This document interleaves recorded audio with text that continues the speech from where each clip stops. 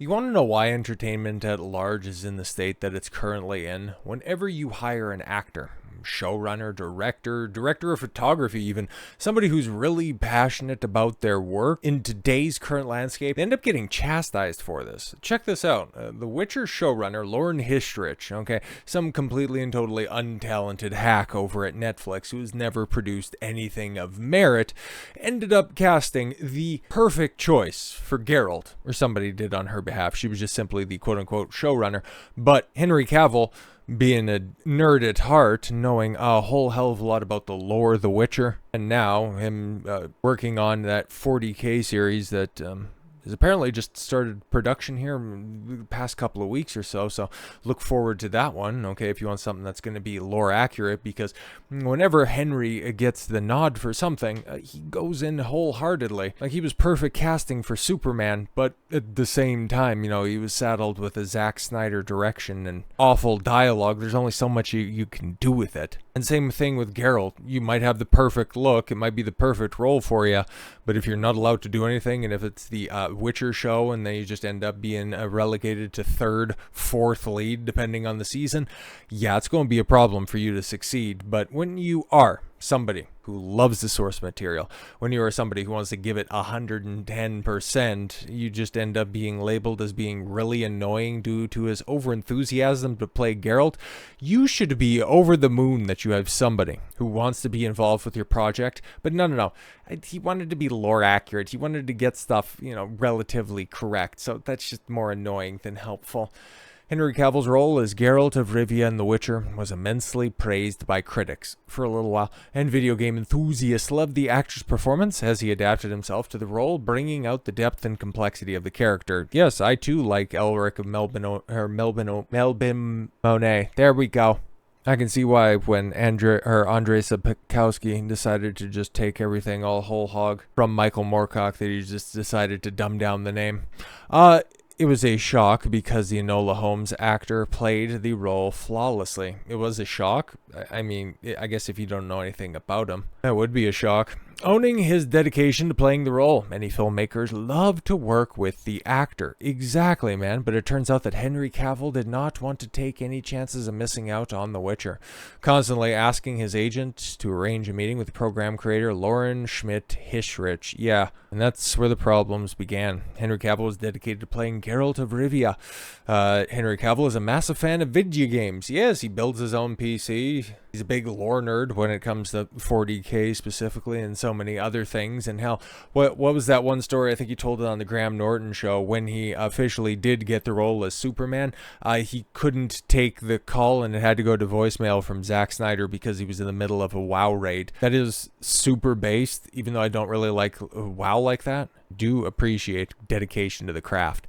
Henry Cavill is a massive fan of video games, yes, and it was announced that the video game adaptation of the Witcher TV series, well, it's a book series, and yeah, it was previously somebody else's series before that, which would take place, and the actor nagged his agent about setting up a meeting with Lauren Schmidt Hissrich to lobby for the role of Geralt of Rivia. However, she turned down the agent of the actor for the meeting because she was yet to write the script for the TV series. Yeah, she was trying to figure out how they could put more women in it and make it even more lame and maybe make some of them gay. Because that right there, that just screams somebody who loves The Witcher as opposed to Henry Cavill. Yeah, of course. No, definitely. However, the actor continued to pester his agents for a meeting, and after repeated attempts, the program creator agreed to sit in for a meeting. He was really annoying, and that the actor told the actor that she has to write the script of the show. I will meet with you. The show has not been greenlit.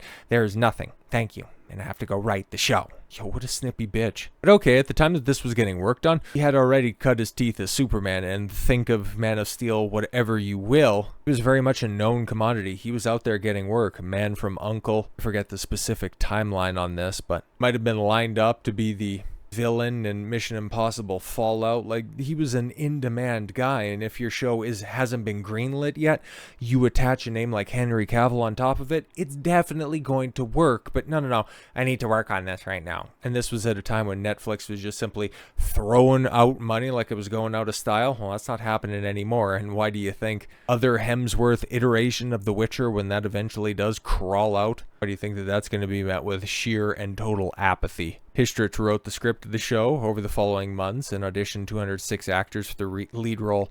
As she continued working on the script, she realized that Henry Cavill was the right man for the role. Wow, imagine that. Somebody who actually knows the source material thought, I'd be a good fit for this role. Why don't you consider me? No, let me just go and audition 206 other dorks. In an interview with Vulture, the actor confirmed that he was urging his agent to get him the role, as he was not going to miss out on the series. What an absolute Chad.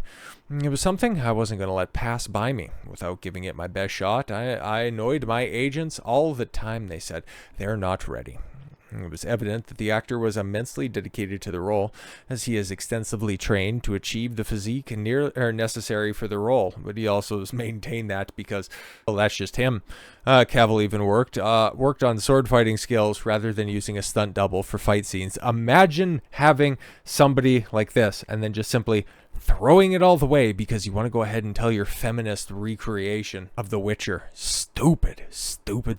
Henry Cavill will be a part of another video game adaptation. Well, yeah, kind of. I guess in the grand scheme of things, it's like The Witcher, it's probably best known for being a video game franchise, but yeah, it's got all of that source material behind it in book form, okay? Like, it's a legend over in Poland. And technically, his Warhammer 40k, yeah, there's a bunch of video games there, but again, all of that lore that's been cultivated over decades and decades there, he's going to be bringing that to screen for Amazon, which Amazon kind of has a spotty record, but you can definitely hope for their best over there. But what do we got here? Henry Cavill loves to play video games and is close to missing out on his role as Superman because he was playing World of Warcraft. Yeah, see, there it is. I didn't just make that up. As per Giant Freak and Robot, the actor is getting ready for his role as Captain Price in the Call of Duty movie. There's a Call of Duty movie in production. That's actually not bad, Cat. That would be pretty good. However, there's not much information about the movie, and currently the actor is busy shooting the Warhammer project with Amazon. Yes, exactly. That, even as somebody who knows next to nothing when it comes to Warhammer, I'm paying attention to that, mostly because whenever I see a Henry Cavill project, I want it to succeed. I really do. I think he's the hell of a charismatic guy, and he just seems to be one of the few really based would-be movie stars. It's the one that everybody handpicks. It's like he should be bigger than he is, but he also has the unfortunate positioning where it's like, just get a new agent, okay? Because his agent is also The Rock's agent.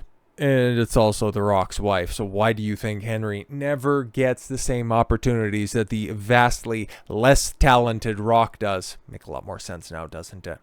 There was an attempt to make a movie of the popular game series back in 2015. I think that probably would have been a little bit more appropriate, especially in the current state of Call of Duty, when the game had peak popularity. There were plans for a series of movies and TV series based on the games. Yeah, where have we heard that before with other popular shooters? But hey, we finally did end up getting that Halo streaming show. Yay! However, nothing came into existence after that, but rumors continued to exist. If made correctly, the movie and TV series would be a massive hit like The Last of Us.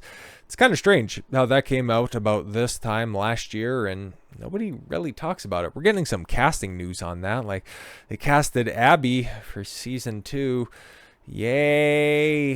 Just gonna have to see how much they deviate from the source material on this one. Hopefully, especially in that case right there, hopefully it's gonna be something like what happened with The Witcher. But for Henry Cavill's 40K project, I really hope that he stays true to the source material, whatever storyline he's going to be running with. There's been some ideas that have been thrown out there, but since it's just recently gone into production, full-scale production, we're not going to see that until 26, 27, maybe, given how much money's behind it, and given the fact that I think, in any form or fashion, this is Henry Cavill's first full hands-on production where he's just more than just simple talent. This is his baby. And his idea getting put forward into the world, and it's something that has that much lore behind it, you better make sure you knock it out of the park. But if there was anybody that I would go ahead and put in charge of such a vast and lore-rich story, I don't think you could pick anybody better than that. So best of luck in your future endeavors, Henry. And as for your previous franchise, The Witcher,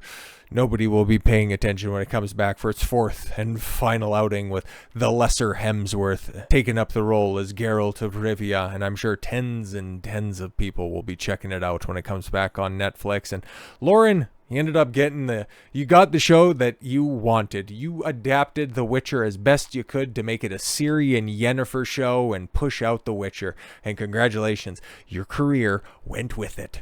So with all that said, thank you all very much for the gift of your time. I've been Don Consuelo. I want you to follow your gut and get after it. Take care, everyone.